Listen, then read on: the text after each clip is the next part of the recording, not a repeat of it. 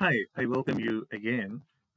Before you can measure a single thing on this drawing, before you can calculate either one wall, one floor, like floor plan, or one roof, you need to understand one number, and this one number is everywhere. As you can see here, this, here 100, here again, you can see all around 1:100 meters. And if you see over here, you will also find out 1:100. So this is the key to entire drawing. So this 1:100 is called as scale, and it is key for entire drawing. Get this? If you're able to get this, and you will unlock everything on the drawing. And if you miss it, and every measurement you take will be wrong. And in quantity surveying, wrong measurement cost people real money. I can give you an example.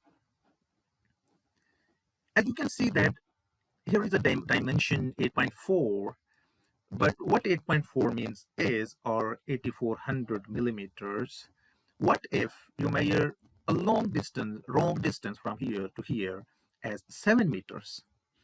It's mean that when you calculate this 7 meter into the height, the quantity will be decreased.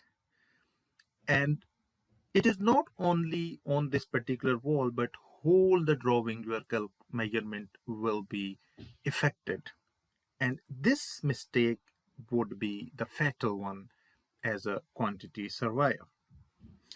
So what scale actually means when we say that we have 1:100, what it really means? Scale 1:100 meters means every single millimeter you measure on this paper or on the AutoCAD represent 100 millimeters in real life, because you will build this project on the site and you need something that you can represent this on the paper, but when it goes on the site you will be able to determine that 1 millimeter will be equal to 100 millimeter on site. So when you go to actual site, it's mean that if 1 is written on the drawing, it's mean you need to measure 100 millimeters on the side. So that with me, 1 millimeter on paper, 100 millimeter on site.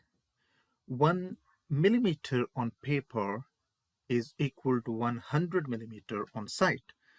Or you can put it another way. The building on this drawing, what is the building on this drawing?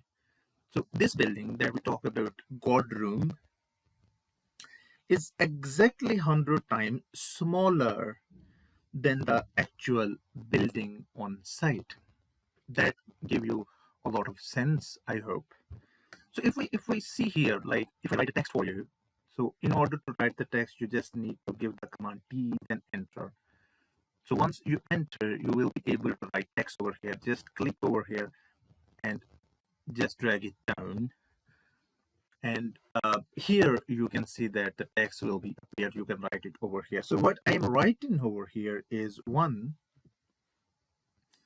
millimeter is equal to 100 millimeter, and that is equal to 0.1 meter, right? So 100 millimeter, 1 millimeter, then 100 millimeter is equal to 0.1 meters. So if I measure a line on this drawing and it is 10 meter long, for example, that line represents 1 meter in real life. You understand that, hopefully, that 10 meter long linear line represent 1 meter in real life. 10 millimeters 10 millimeter times 100 equals 1000 millimeter, which is 1 meter. So we know that 1000 millimeter is equal to 1 meters. That is a very basic thing that you might understand, and 100 centimeter equal to 1 meter. This is the calculation. So if I measure 84 mm, now if I take it back on the drawing, that is 8.4 meters.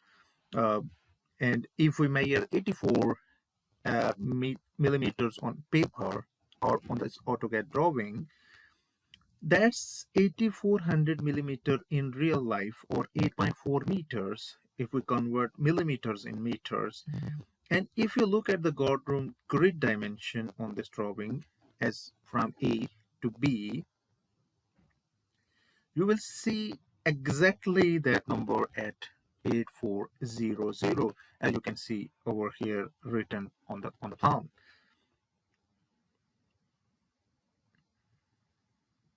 So the drawing is already telling you, you just need to know how to listen. That this 8.8400 means when you go on the site, you are taking a measurement tool and you need to measure 8400 that is written on that particular tool.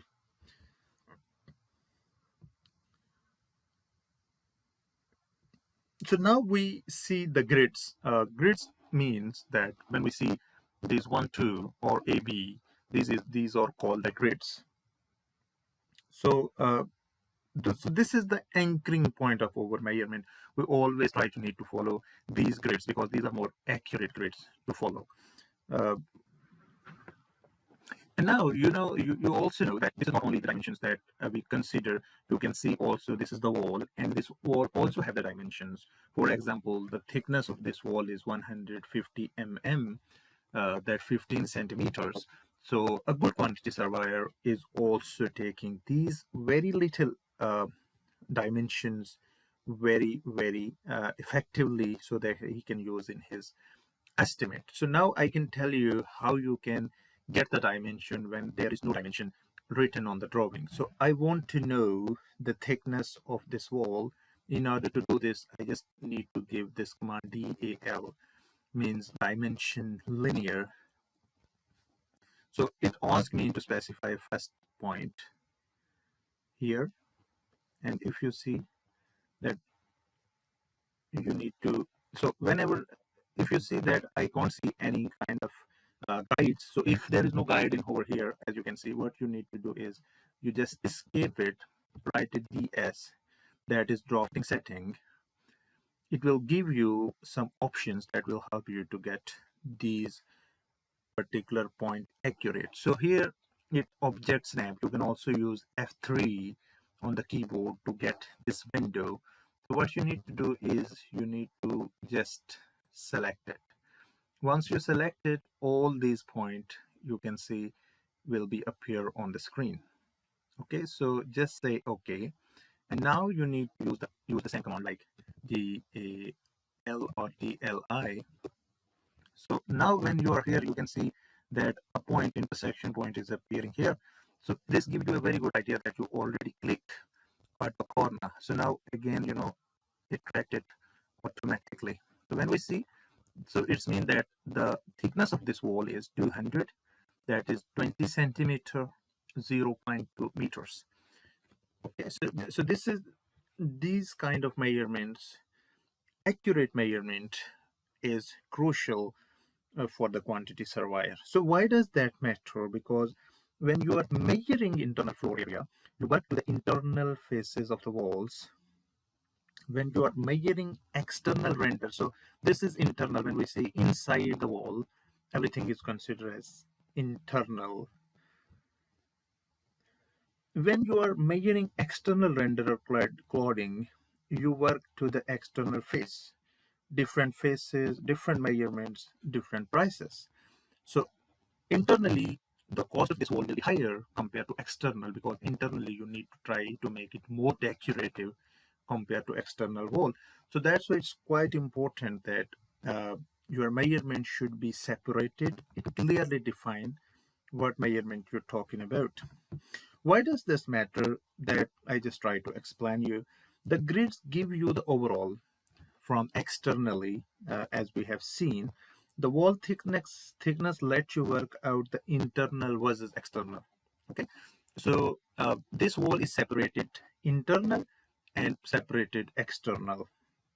This is a precision thinking, and this is what separates a competent QS from a great one. So you need to be more accurate in these things when you take the out of this drawing. Every QS need to check the title box. So whenever you do anything, you must need to see this spot first.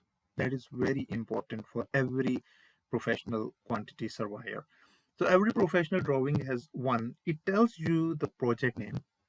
Okay. It also tells you the drawing title, the drawing number, the scale, who produced it. Okay, so this is the scale, as you can see, who make this drawing, or what is the name, and what is the title, and what is the discipline in the drawing that you need to consider it. So one more thing here, that this drawing, as you can see, is it would be there would be some references. So these references, that numbers, when you're writing a bill of quantities, you reference the drawing you have taken your measurement from. So you need to tell them that, okay, this is the number, this is E84402A01 in your Excel sheet, so that somebody should know that you are taking this measurement from this particular drawing. And if there is ever a dispute on site about quantities, that drawing reference is your evidence. So quantity surveying, whatever you are doing, you always need to have evidence. And the best evidence is the latest approved drawing. And in our case, we are using E844, and somebody from Excel asks you where you get this dimension. You just show them this is the drawing number and this is the particular drawing what you are asking. So now I just want to have a quick exercise. We will do it together so that we could understand that what we learn here. Actually, do not skip this. I believe the students who do the exercises are the ones who actually learn. So look at this floor plan, as we have seen now many times, and you can see a dimension here at 8400, then we see 800, and then we also see 8100. Okay, so using your scale knowledge, as we already discussed something about the scale, uh, what does that represent in real life? That we have here 8400 that we get, and I explain you how we did it. Then we can see a dimension is 800, 8000, and then we also see 8100. So if I hold it for you for a second so that you can think. So 8100 millimeters, or we can say 8.1 meters. So notice it's slightly smaller than 8.44. Now it's time that you need to see that actually, if you click over here, right? So it's mean that they started from the edge, and this is also from edge to edge. Okay, and if you see this particular dimension, it is not on the edge. It is from inside to inside. So that's because 8100 is the internal dimension. And if I open a calculator for you, what external dimension was 8100, and how we get the internal dimension, external dimension minus the thickness of the wall. So both sides, the thickness of the wall is 150. So what we do is 150 minus 150, so 780. So instead what we need to do is that 8400 is the external dimension minus 150 on this one side and minus 150 on this side, and you can say the dimension is 8100. So this is the thickness on both sides that when we deduct this, it's mean we got the new internal dimension, that is 8100. You just did your first real dimension, and if there is no dimension, you don't need to worry. You just need to see inside that. If you want to get inside, it's mean you just need to minus the thickness of the wall on the both sides. That's the foundation of every takeoff you will ever do. So please remember this point, it's quite important. So here's what you know now. So what I'm expecting you after this detailed lecture, that scale 1:100 means 1 millimeter on paper equals to 100 millimeters on site. The guardroom grid is 8400 by 8400 millimeters overall. So 8100, like 8.1 meters internally. Wall thickness matter and affect how you measure. So uh, when we see 8, it means that we detect 8400 minus 200 on one side and 200 on the other side. We got the dimension 800, and this calculation is very important. And every drawing has a reference number you should always record, because this is your evidence to show somebody who is checking your work. So this is the blueprint of literacy, and you just got it. But so far, we have only looked at the drawing from above.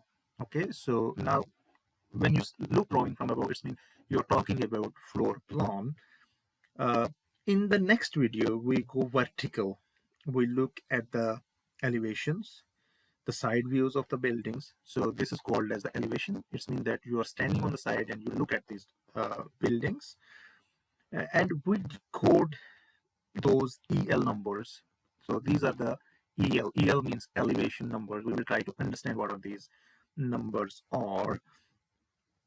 And I will also tell you that how every part of the structure is, matching with these dimensions wherever you see on the drawing. Because wall area isn't just a width, it's width times height, and the height lives in the elevation. So I will see you in the next video. Thank you.